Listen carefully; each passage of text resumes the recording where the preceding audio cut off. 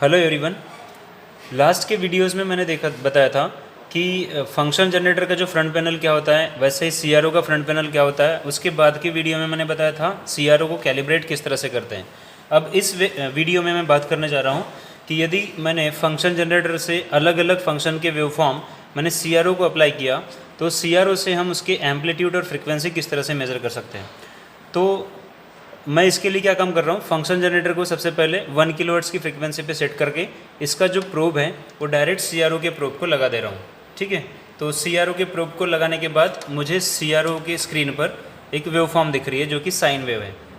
अब इसकी फ्रिक्वेंसी और एम्पलीट्यूड किस तरह से मेज़र करते हैं वो देखेंगे। ठीक है, तो सबसे पहले बात करेंगे मेज़रमेंट ऑफ एम्पलीट्यूड की। तो एम्पलीट्यूड क्या होता है कि किसी भी वेवफॉर्म का lower peak to upper peak जो वोल्टेज होता है उसी को हम क्या कहते हैं, एम्पलीट्यूड कहते हैं। ठीक है, तो पिक टू पिक वोल्टेज ही हमारा एम्पलीट्यूड होता है।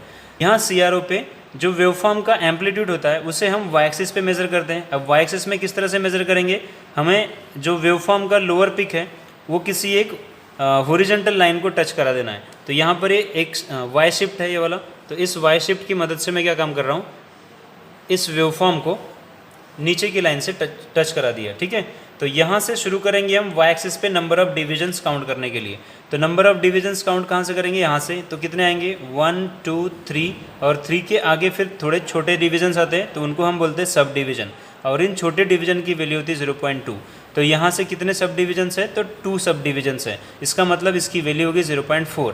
तो फिर lower peak to upper peak total number of divisions आ गए 1 2 3 एंड 3.4। ठीक है, तो टोटल डिविजन्स कितने हो गए, 3.4। अब ये तो मैंने डिवीजन काउंट किया, और एम्पलीट्यूड तो वोल्टेज में होता है, तो वो कहाँ से मिलेगा फिर वोल्टेज। तो हमारे पास ओल्ड पर डिवीजन का नॉब यहाँ पर है, और इस नॉब में देखो ये जो पॉइंटर है वो किस नंबर पे पॉइंट कर रहा है, तो यहाँ पर 2 पे पॉइंट कर रहा है, यानी 2 ओल्ड पर डिवीजन। इसका मतलब ये हुआ कि सीआरओ के जो एक डिवीजन की वैल्यू है वो है 2 ओल्ड। तो ऐसे कितने नंबर ऑफ डिविजन्स आ गए, 3.4। तो फिर मुझे क्या करना होगा, मैं यहाँ पर एक टेबल की मदद से आपको शो करा देता हूँ। मुझे एक टेबल बनाना पड़ेगा एक मेज़रमेंट ऑफ एम्पलीट्यूड के लिए। तो देखो यहाँ पर क्या है, नंबर ऑफ डिविजन्स, इसको मैं स्मॉल n से इंडिकेट कर रहा हूँ। ये वोल्ट पर डिवीजन, इसे मैं स्मॉल v से इंडिकेट कर रहा हूँ। और ये है आपका एम्पलीट्यूड जो कि v = n into small v वाला, यानी number of divisions multiply with volt per division. तो अभी हमने सीआरओ से क्या मेज़र किया है, lower peak to upper peak total number of divisions आ गए 3.4। तो मैं यहाँ पर लिख दे रहा हूँ 3.4। तो 3.4 यहाँ पर लिख दिया, और उसके बाद में ओल्ड पर डिवीजन नॉब को चेक करेंगे। तो ओल्ड पर डिवीजन नॉब किस पे, 2 ओल्ड पर डिवीजन। तो यहाँ पर मैं लिख दे रहा हूँ 2 ओल्ड। ओके, तो अब एम्पलीट्यूड कितना होगा मेरे सिग्नल का, वो होगा 3.4 मल्टीप्लाई विथ 2, तो ये हो जाएगा 6.8 ओल्ड। ओके, तो नंबर ऑफ डिवीजन काउंट किया, ओल्ड पर डिवीजन मैंने देखा ओल्ड पर डिवीजन नॉब से, और उसके बाद इन दोनों का मल्टीप्लाई करते हुए मेरा एम्पलीट्यूड निकल गया 6.8 ओल्ड। तो बड़ा सिंपल है एम्पलीट्यूड मेज़र करना। तो ये हो गया आपका एम्पलीट्यूड मेजरमेंट। अब बात करेंगे हम फ्रीक्वेंसी मेजरमेंट के लिए। तो फ्रीक्वेंसी मेजरमेंट के लिए मुझे क्या करना पड़ता है, सबसे पहले जो डिस्प्ले वेवफॉर्म है इसका एक साइकिल देखना पड़ेगा आपको। तो एक साइकिल का पीरियड अगर निकल गया तो पीरियड का ही रेसिप्रोकल फ्रीक्वेंसी होता है। तो फॉर एग्जांपल यदि आप इस वेवफॉर्म को देखेंगे साइन वेव को, तो कुछ इस तरह से दिखती है। तो साइन वेव का स्टार्टिंग पॉइंट यहाँ से अपर पिक पे पहुँचा, उसके बाद में फिर से 0 पे आके ये लोअर पिक पे जाता है, और उसके बाद में फिर 0 पे जाता है। यानी कंप्लीट एक साइकिल यहाँ से लेके तो यहाँ तक होता है।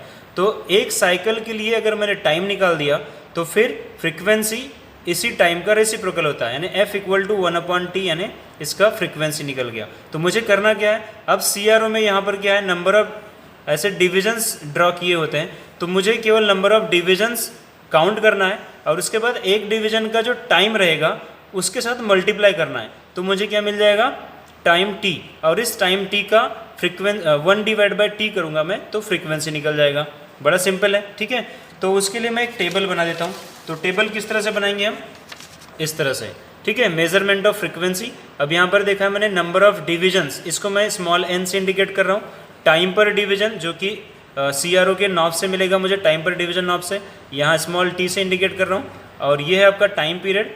तो ये time period t = n × t, n है तुम्हारा number of divisions, small t है तुम्हारा नंबर ऑफ डिवीजन टाइम पर डिवीजन नॉब, और इन दोनों का मल्टीप्लाई करेंगे हम तो मिलेगा टाइम पीरियड, और इस टाइम पीरियड का रेसिप्रोकल ही फ्रीक्वेंसी होता है, तो यहाँ पर 1/t करेंगे तो फ्रीक्वेंसी मिलेगा।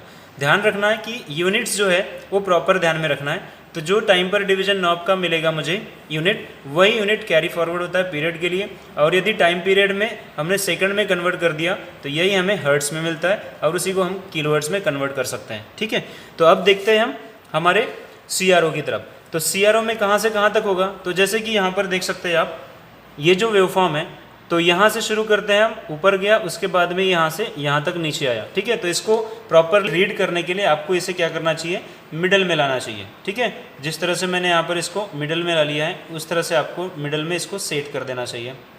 तो मैंने यहाँ पर सेट कर दिया। अब देखिए यहाँ से शुरू होता है ये वेवफॉर्म, और ये कंप्लीट ऊपर जाने के बाद नीचे आता है, और फिर से नीचे जाने के बाद वापस से 0 पे आता है।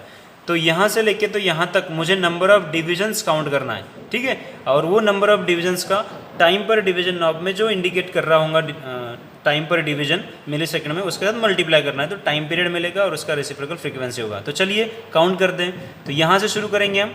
ठीक है, जिस पॉइंट से हम मेरा पेन पॉइंट कर रहा है, यहाँ से शुरू करेंगे हम। तो 1 2 3 4 के बाद में ये 5 से पहले ही आ गया है ना, तो यहाँ पर सब डिवीजन है, छोटी लाइंस काउंट करेंगे। तो छोटी लाइंस किस पे है, तो यहाँ पर छोटी लाइन 4 पे है। तो 4 पे इसका मतलब क्या हुआ, इसका लिस्ट काउंट होता है 0.2 का, तो ये हो गया 0.8। तो टोटल कितने हो गए, 1 2 3 4 4.8। तो हमारे नंबर ऑफ डिविजन्स कितने हो गए, 4.8। तो यहाँ पर मैं क्या करूँगा, यहाँ लिख दूंगा मैं 4.8। ओके, अब बात करेंगे टाइम पर डिवीजन नॉब की। तो टाइम पर डिवीजन नॉब में क्या दिखा रहा है, तो ये रहा टाइम पर डिवीजन नॉब, और इस टाइम पर डिवीजन नॉब में देखिए 0.2 मिली सेकंड। टाइम पर डिवीजन नॉब का जब आप रीडिंग लेते हो तो उस समय में यूनिट ध्यान से देखिए, यहाँ पर लिखा है MS यानी मिली सेकंड। ओके, तो 0.2 मिली सेकंड ये टाइम पर डिवीजन नॉब की रीडिंग है। तो मैं 0.2 मिली सेकंड मेरे टेबल में लिख देता हूँ। तो यहाँ पर मैंने लिख दिया 0.2 मिली सेकंड। ओके, अब यहाँ पर क्या काम करेंगे, इन दोनों का मल्टीप्लाई करके यहाँ लिख देंगे और वो मिली सेकंड में रहेगा। तो यहाँ पर आएगा आपका 0.96 मिली सेकंड। ओके, तो ये मिली सेकंड आया है। तो इसे आप सेकंड में यहीं पर कन्वर्ट कर सकते हो। तो कैसे करेंगे आप, सेकंड में कन्वर्ट करने के लिए आप जस्ट मल्टीप्लाई कर दीजिए इसको 0.96 मल्टीप्लाई विथ 10⁻³ से, तो ये क्या हो जाएगा सेकंड। तो आपका 0.96 मिली सेकंड अभी हो जाता है 0.96 इंटू 10⁻³ सेकंड। ओके, मिली सेकंड को सेकंड में कन्वर्ट करने के लिए 10⁻³ का मल्टीप्लाई करना होता है। अब हम क्या कैलकुलेट करेंगे, फ्रीक्वेंसी। तो फ्रीक्वेंसी यानी रेसिप्रोकल ऑफ टाइम, यानी F इक्वल टू हो गया आपका 1/0.96 इंटू 10⁻³ और ये हो गया इसकी यूनिट हर्ट्स। ठीक है, ये सेकंड है। ओके, तो यहाँ पर इसको कैलकुलेट करोगे आप तो क्या मिलेगा, 1.0416 और ये 10⁻³ ऊपर जाके +3 हो जाएगा, यानी कि 10⁻³ ये हर्ट्स। तो आपका जो फ्रीक्वेंसी होगा उसे हम बोलेंगे 1.0416 किलो हर्ट्स। ओके, तो इस तरह से मैंने कैलकुलेट कर लिया फ्रीक्वेंसी। अब देखते हैं हम फंक्शन जनरेटर में कितनी फ्रीक्वेंसी दिए थे हमने, 1.008 किलोहर्ट्ज़ की, और हमारे पास जो आई है वो फ्रीक्वेंसी आई है 1.0416 किलोहर्ट्ज़ की। तो ये बेसिकली हमारा जो CRO है, तो इसमें हम रीडिंग ले रहे हैं, मतलब यहाँ पर एनालॉग रीडिंग ले रहे हैं, और ये जो डिस्प्ले कर रहा है वो डिजिटल डिस्प्ले है। तो डिजिटल डिस्प्ले में ज़्यादा एक्यूरेसी होगी, और तो यहाँ पर दोनों अप्रॉक्सीमेट रीडिंग आ गई है। तो इस तरह से हम फ्रीक्वेंसी का और एम्पलीट्यूड का मेजरमेंट लेते हैं using CRO। I hope you understand this. Thanks for now.